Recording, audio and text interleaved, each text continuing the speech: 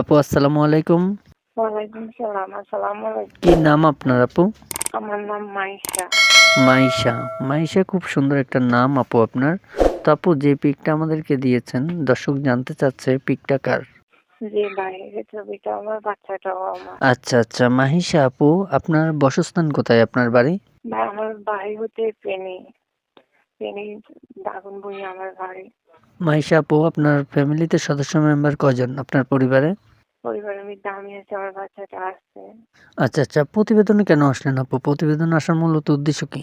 আমি প্রতিবেদন আইছি ভাই, আমার মা বাবা ছোট থাকতে মারা গেছে। ওর আমি মামার কাছে থাকতাম, মামা বড় করে বিয়ে শাদী দিচ্ছে। দেওয়ার পর আমার স্বামীটা মালয়েশিয়া প্রবাসী গেছে।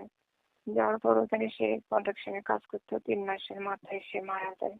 ওর আবার মা বাবা ছিল না, ও আবার এতিম ছিল। পরে ভাই আমি ওখান থেকে চলে আসছি। আসার পর আমরা 2 বোনে, তখন আমি বড় বোনের কাছে ছিলাম প্রায় 3 মাসের মতো।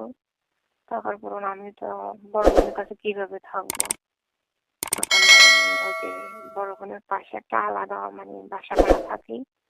যেটুকু না আমার বাবার বাড়ি ঘর আছে, ওখানে ভাই থাকি না, কারণ ওখানে থাকি আমি আর কি খাবো। আচ্ছা, তো আপু আমরা এখন জানতে চাচ্ছি আপনার কাছ থেকে প্রতিবেদনে আসার মূলত উদ্দেশ্য কি? কেন আসলেন প্রতিবেদনে? কোন আশা নিয়ে আসছেন? দর্শকের উদ্দেশ্যে আপনি কিছু বলতে চাচ্ছেন? দর্শককে কি কিছু বলতে চাচ্ছেন? যদি বলার কিছু থাকে আপনি চাইলে বলতে পারেন। কেমন? ভাই আমি তাদের কাছে বলতেছি, কেউ যদি আমার বাচ্চাটার মুখের দিকে তাকে, আমার প্রবাসী বউ হিসেবে কেউ যদি আমাকে বিয়ে করে, আমি বিয়ে বসবো। এটার জন্য আমি প্রতিবেদন আসলাম।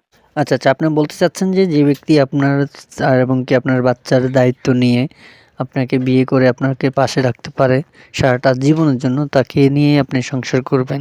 তো আপু বর্তমান বয়স কত আপনার? ভাই আমার বয়স এখন 23 বছর চলে। আপু আপনার শিক্ষার যোগ্যতা কতটুকু? মানে পড়ালেখা কতটুকু করেছিলেন? পড়াশোনা করেছিলেন আপনি?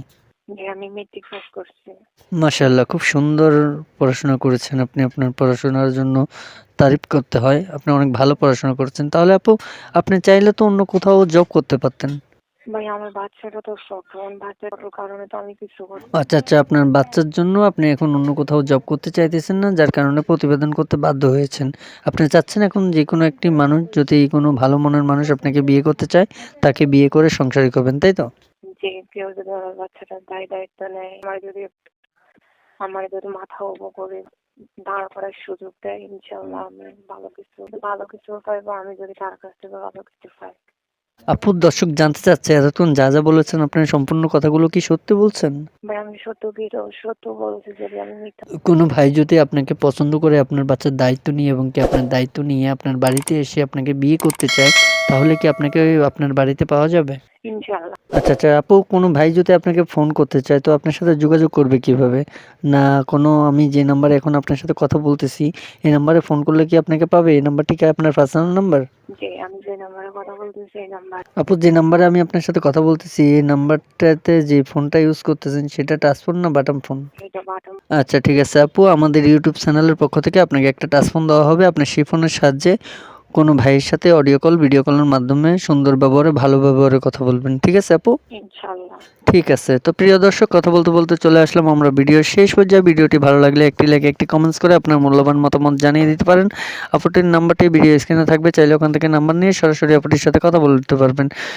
ভিডিও কল, অডিও কলের মাধ্যমে ইমো, হোয়াটসঅ্যাপের সাহায্যে আপনারা চাইলে আপুর সাথে সরাসরি কথা বললে তার বিস্তারিত জেনে নিতে পারবেন। কেউ খারাপ বক্তব্য নিয়ে ফোন করবেন না, কেউ ফোন করে আপুটির সাথে বাজে কথা বলবেন না।